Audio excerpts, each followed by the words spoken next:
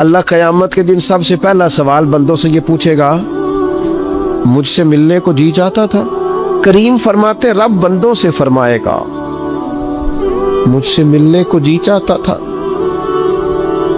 عرض کریں گے مالک بڑا ہی چاہتا تھا۔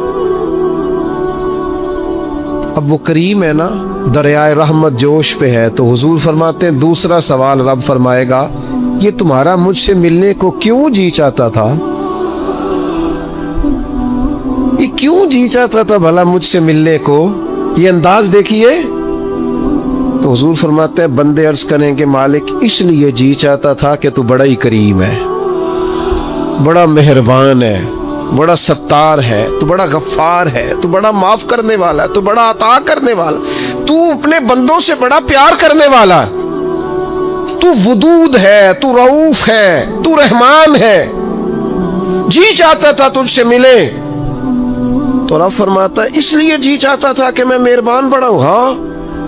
تو کریم فرمائے گا جاؤ پھر فرشتوں گواہ ہو جاؤ، میں نے ان سب کے لیے جنت کا فیصلہ فرما دی۔ اللہ فرماتے تم کیا سمجھتے ہو تمہیں بیکار پیدا کیا ہے؟ انسان کو اللہ نے بیکار نہیں بنایا۔ پہلی بات تو یہ سمجھ میں آ گئی کہ آیا کہاں سے ہے، بنایا کس نے ہے، بھیجا کس نے ہے، اور پھر بھیجنے والا کہتا ہے میں نے بیکار، ایک ذرہ بھی اللہ نے بیکار نہیں بنایا۔ ادھر دیکھو میری طرف دوستو،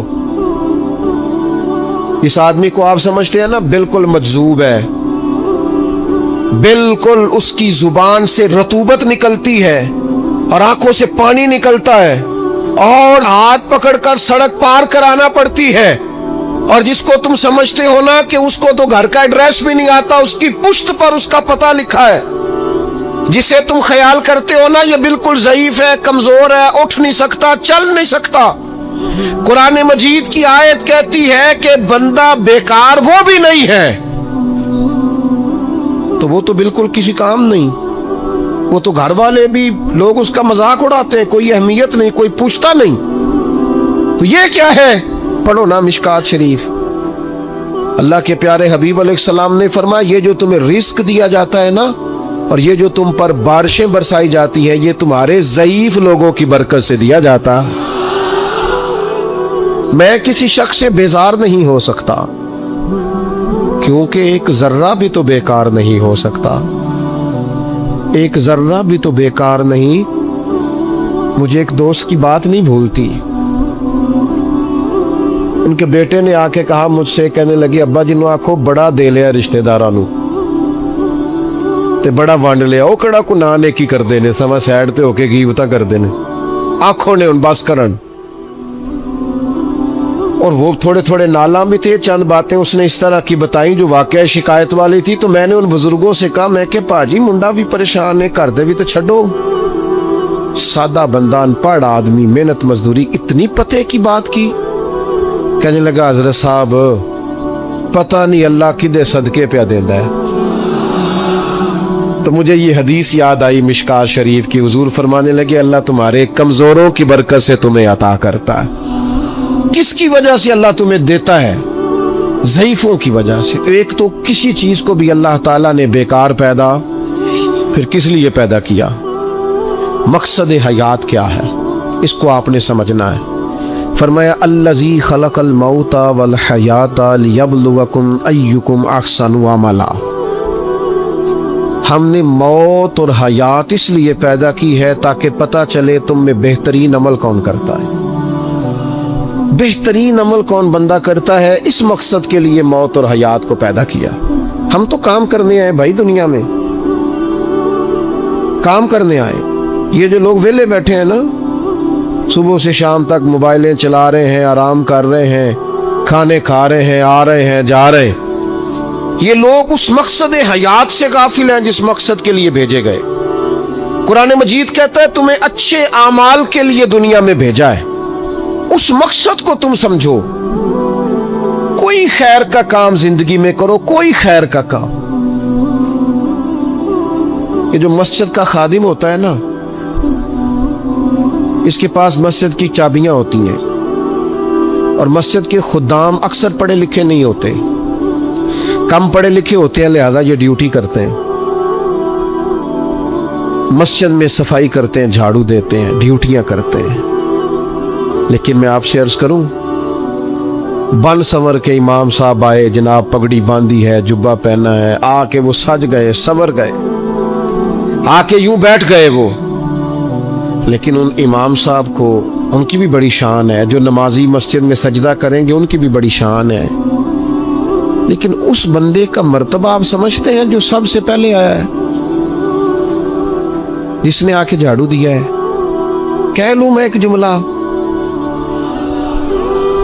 کہہ لوں میں ایک جملہ, ایک بات کہہ لوں وہ والی کہ نبی کریم علیہ الصلوۃ والسلام نے کنجیاں ساری سیدنا بلال کو دے دی تھی, ڈیوٹی حضرت بلال حبشی کو دے دی. میں کہہ لوں یہ اسی رستے پہ ہیں جس رستے پہ سیدنا بلال حبشی تھے.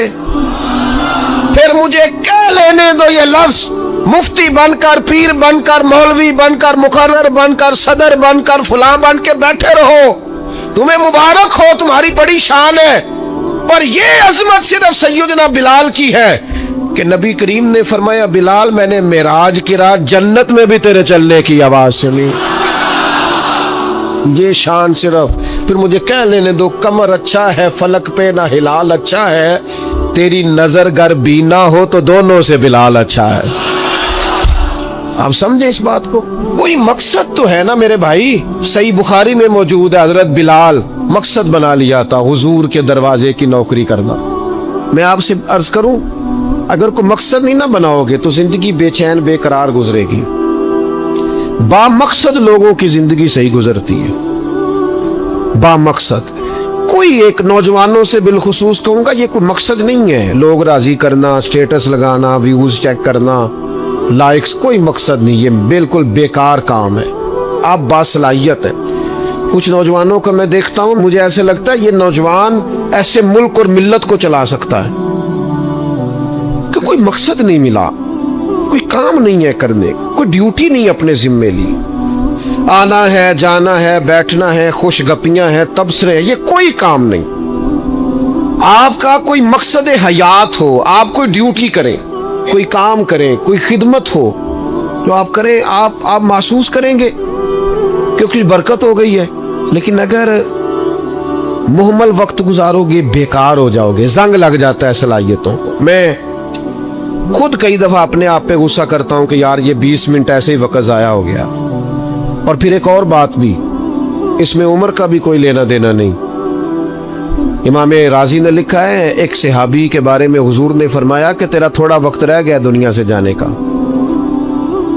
ظاہر ہے بوڑھے آدمی تھے, یا رسول اللہ پھر مجھے بتائیں کیا کروں؟ تو فرمایا ادھر سے صحیفے اٹھا کے لا, تجھے قرآن پڑھانا شروع کروں, پڑھتا پڑھاتا دنیا سے چلا جا. انہوں نے نہیں کہا یہ عمر نہیں, آپ کے پاس مہینہ ہے, سال ہے, 20 سال ہے, جتنا بھی ٹائم ہے, آج سے کوئی کام شروع کر دیں, کوئی ڈیوٹی کریں. آپ یقین کریں کوئی کام اگر ہم اپنے ذمے لے لیں گے تو ہمارے لیے جینا آسان ہو جائے گا, ہمارے لیے جینا آسان ہو جائے گا. ڈیوٹی لے لیں کوئی, اس کو کریں.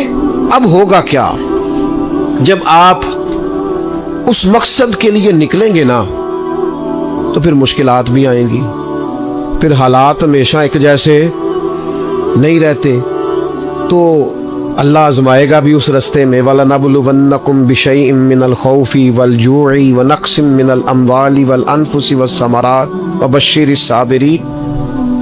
پھر انسان کو آزمایا بھی جائے گا, اب مشکلات بھی آئیں گی. تو یہ مشکلات زندگی کا حسن ہے. تو زندگی میں جو رکاوٹیں آتی ہیں نا, یہ تو بندے کو جگانے کے لیے آتی. اِنَّ مَعَ الْعُسْرِ يُسْرًا اِنَّ مَعَ الْعُسْرِ يُسْرًا. ایک دفعہ اگر مشکل آئے تو اللہ 2 آسانیاں دیتا ہے. ہم نہ گھبرا جاتے ہیں. یہ دکھ تو بڑے پیارے ہوتے ہیں, یہ تو بڑے نفع بخش ہوتے ہیں, یہ تو فائدہ کرتے ہیں بندے کا.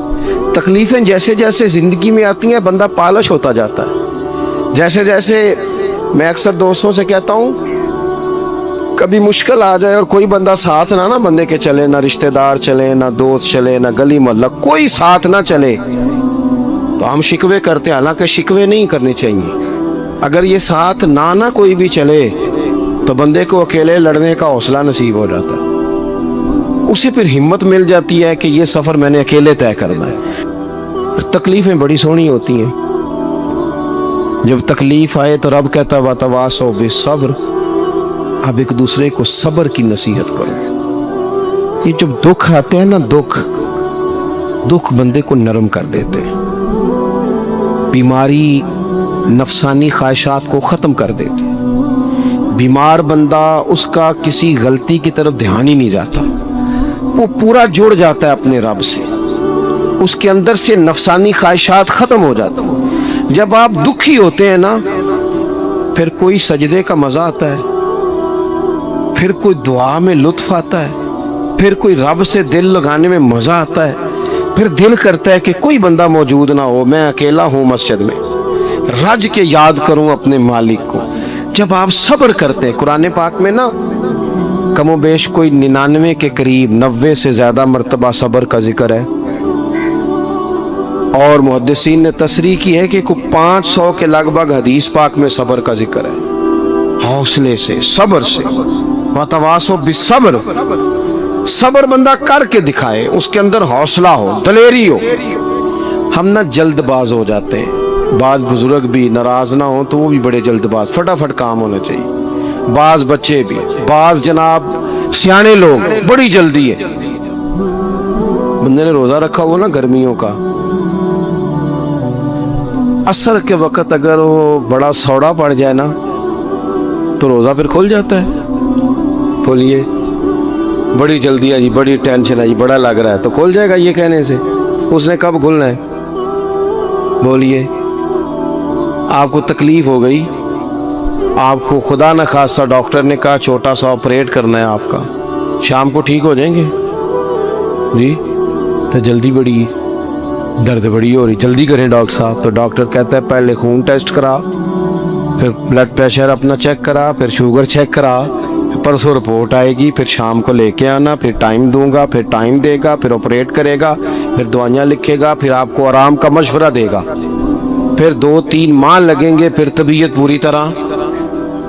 तो करना क्या पड़ेगा? सब्र। क्या करना पड़ेगा? सब्र। सब्र जिंदगी में जरूरी है। अगर सब्र नहीं तो फिर कोई काम भी, अपने मिजाज में हौसला लाएं, हिल्म हो, बुर्दबारी हो, सब्र हो, तहम्मुल हो। इमाम अली मकाम रदी अल्लाह ताला अन्हु को आप देख लें, मैदान करबला पूरा पढ़ लें, आप पूरी तारीख रिवायात खंगाल के देख लें। सामने तलवारें थीं यजीद के लश्कर के पास, इमाम के पास हौसला था। वहां जुल्म जबर हो रहा था, यहाँ हौसला, हिलम, बुर्दबारी, आला ज़र्फी, करम। दोस्तों, जब सब्र और तलवारें आपस में टकराई ना, सब्र और तलवारें, तो तलवारें हार गई, सब्र जीत गया।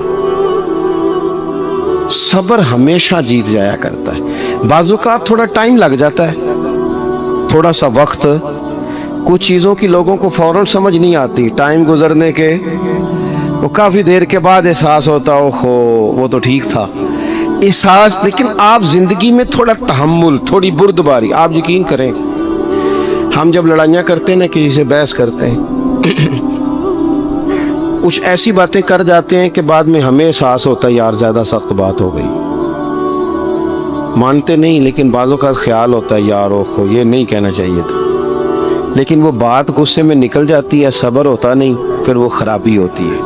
अपनी जिंदगी में सब्र, अपने रब पर जो मजबूत भरोसा है, मजबूत। सैयदा तैयबा ताहिरा हजरत फातिमा ज़हरा रदी अल्लाह ताला अन्हा ना ऊंट के बालों की बनी हुई चादर ओढ़ कर चक्की पीस रही थी। यहाँ बीबियाँ बड़ा रोती हैं, गरीबी बड़ी है, बड़ी गरीबी है। हालांकि अब कौन बंदा पेबंद वाले कपड़े पहनता है, दौर ही गुजर गया। अब तो बड़ी मुश्किल से वो लोग मिलते हैं जो जूता टूट जाए तो गांठ के पहने, वरना तो नए जूते आ जाते हैं। हजरत सैयदा पाक ऊंट के बालों की बनी हुई चादर ओढ़ के चक्की पीस रही थी। नबी पाक सल्लल्लाहु अलैहि वसल्लम ने देखा, आंखों में आंसू जरूर आए, पर महबूब ने फरमाया फातिमा दुनिया में थोड़ी सी तकलीफ बर्दाश्त करो, क़यामत की सारी इज्जत अल्लाह आपको ही अता फरमाएगा। तो तवक्कुल की मजबूती, अल्लाह की ज़ात पर भरोसा, अपने रब करीम के साथ उम्मीदों का वाबस्ता करना, इससे मजबूती आएगी। जिस तरह अल्लाह तबारक व तआला इंसान को बुरे हालात से आजमाता है ना, इसी तरह अल्लाह